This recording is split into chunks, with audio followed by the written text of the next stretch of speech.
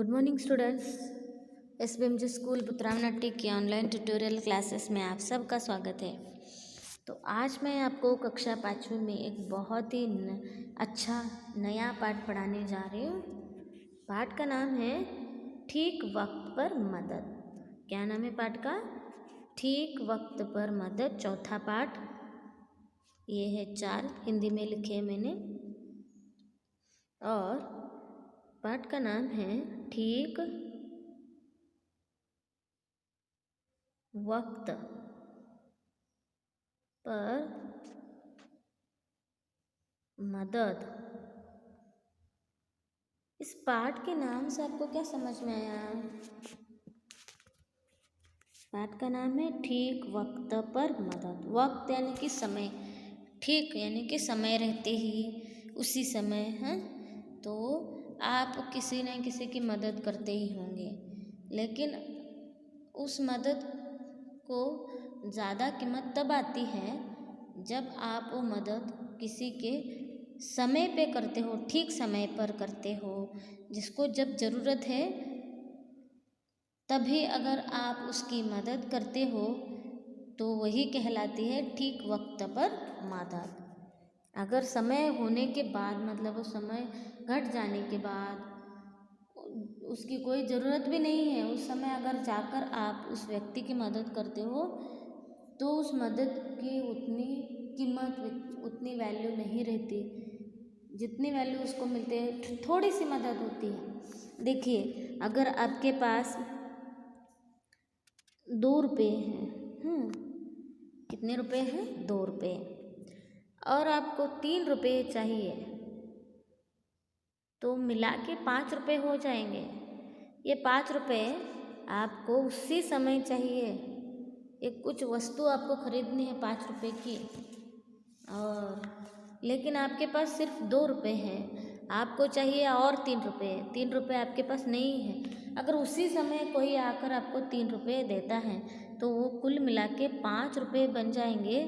तो ये 3 रुपये की इतनी सी मदद भी आपको बहुत ज़्यादा मूल्यवान हो जाएगी, बहुत ही कीमती हो जाएगी। कैसी बन जाएगी? ये बहुत बड़ी कीमत हो जाएगी। वो 3 रुपये भी आपके लिए बहुत ही बड़ी कीमत हो जाएगी। 3 रुपये उतनी बड़ी कीमत नहीं है, लेकिन ठीक समय पर अगर कोई आपको देता है ये आप, तो ये 3 रुपया भी आपको बहुत बड़े लगेंगे, वो बहुत कीमती हो जाएंगे वही 3 रुपये। अगर उसके बाद अगर आपको मिलता है जब ज़रूरत नहीं है तो उसकी उतनी कीमत नहीं रहती। तो उसी को बोलते हैं ठीक वक्त पर मदद। पाठ का नाम जो है ठीक वक्त पर मदद। तो सबसे पहले इस पाठ के शब्दार्थ आपको बताती हूँ मैं। मदद यानी कि सहायता, इंग्लिश में आप बोलते हैं इसको हेल्प। बगल मतलब पास ही में, नियर बाय। मांद मतलब गुफा, केव। अचानक मतलब तुरंत, हाँ। सडनली उसको बोलते इंग्लिश में। छलांग मतलब कूदना, पाउंस मतलब जंप, एकदम छलांग लगा के उस तरफ जाना। खोल मतलब कवच, शील्ड जिसको बोलते हैं। खोल मतलब खोलना नहीं, कवच। वो आगे आप इस पार्ट में आप सीखोगे वो कवच क्या होता है, जिसको ही आप शील्ड बोलते हो। समझ में आया? तो ये थे इसके शब्दार्थ। चलिए इस पाठ की और बढ़ते हैं। पाठ का नाम है ठीक वक्त पर मदद। क्या नाम है पाठ का? ठीक वक्त पर मदद। पाठ का नाम है ठीक वक्त पर मदद। मैं पढ़ती हूँ इतना भाग पहले आपके लिए। एक था घना जंगल, पास ही में एक तालाब था। तालाब में एक कछुआ रहता था, बूढ़ा सियार रहता था। दोनों की अच्छी दोस्ती थी। एक दिन सुबह का वक्त था। कछुआ और सियार तालाब के किनारे बैठकर बातें कर रहे थे। अचानक उन्होंने थोड़ी दूर एक शेर को आते देखा। कछुआ और सियार जान बचाकर भागने लगे। सियार आसानी से मांद में घुस गया, लेकिन कछुआ तेजी से भाग न पाया। शेर ने उसे एक ही छलांग में अपने पंजों में पकड़ लिया। कछुए ने तुरंत ही अपने सिर और हाथ पैर अंदर खींच लिए। कछुए को मुंह में पकड़े शेर एक पेड़ के नीचे जा बैठा। सियार मान से बाहर झांककर शेर को देखता रहा। लाख कोशिश करके भी शेर कछुए के खोल को तोड़ न सका। इतने में सियार मान के अंदर से बोला, शेर जी, कछुए के खोल को तोड़ने का मैं आपको आसान तरीका बताता हूँ। इसे पानी में फेंक दो, थोड़ी देर में इसका खोल नरम हो जाएगा और आप उसे खा पाएंगे। शेर को कछुए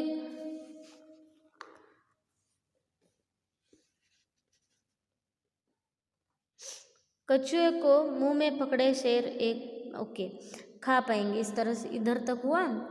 शेर को यह सुझाव अच्छा लगा। तुरंत ही शेर ने कछुए को पानी में फेंका। जैसे ही शेर ने कछुए को पानी में फेंका, कछुआ पानी में गायब हो गया।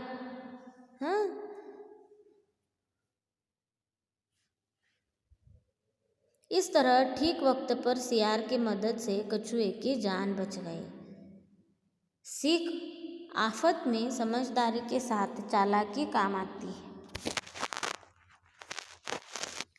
तो एक छोटा सा पाठ है, एक छोटी सी कहानी है। बचपन में ऐसी कहानियाँ सुनाई देते, सबको सुनाते हैं, वैसे आपको भी यहाँ पे सुना रहे हैं।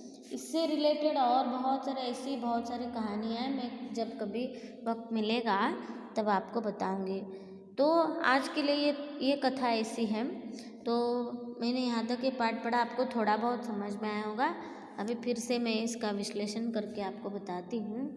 तो पाठ का नाम है ठीक वक्त पर मदद। यहाँ पे देखिए, सियार और कछुआ दोनों दोस्त हैं। और वो दोनों एक घने जंगल में रहते थे। और उस जंगल के पास में एक तालाब था। तालाब मतलब उसको आप छोटा सा झरना, छोटी सी नदी जैसे ऐसे बोल सकते, लेक। तालाब में कछुआ रहता था और उस तालाब में ही एक कछुआ रहता था। बगल के मांद में एक बूढ़ा सियार रहता था। बगल मतलब पास के एक मांद यानी कि गुफा में, वो जंगल था बड़ा सा। और उस जंगल में जंगल के पास एक छोटा सा तालाब था। उस तालाब में रहता था एक कछुआ। और उस तालाब के पास में ही एक गुफा थी, केव। तो उसमें एक सियार रहता था। बूढ़ा हो गया था बेचारा। सियार रहता था और दोनों की अच्छी दोस्ती थी और दोनों बहुत ही अच्छे दोस्त थे।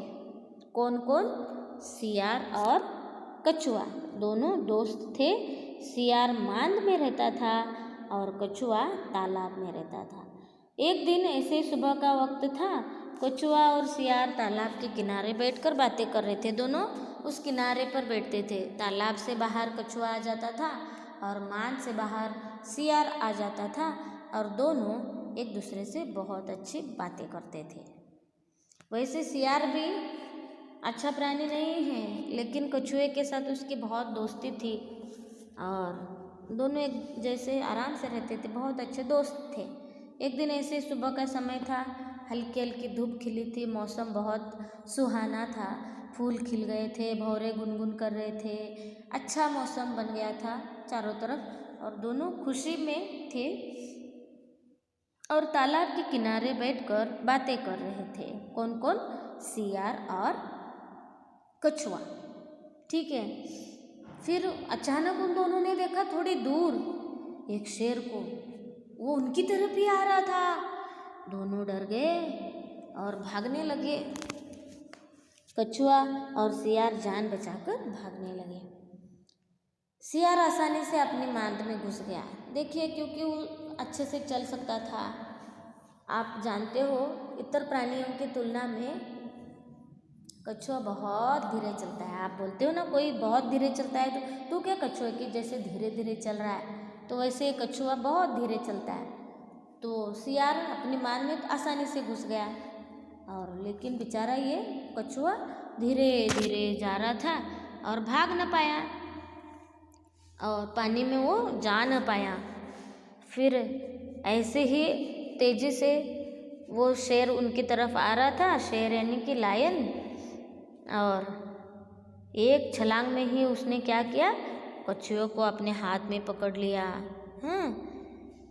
और उसको चबाने के लिए वो क्या करता है, कोशिश करता है। बहुत बार उसके दांत उस पर आते हैं, बहुत चबाने की कोशिश करता है, लेकिन यहाँ पे देखिए ये जो है ना कछुआ, उसके शरीर पर एक गोल आप देख रहे हो ढाल के जैसा, वो उसका खोल यानी कि कवच, शील्ड बोलते हैं उसको। आप उसको आसानी से चबा नहीं सकते, कोई भी प्राणी उसके ऊपर जो कवच है उसको चबा नहीं सकता, क्योंकि अंदर कछुआ बहुत ही नरम रहता है। और इसीलिए भगवान ने मतलब इस नेचर ने उसको इस तरह से बनाया है।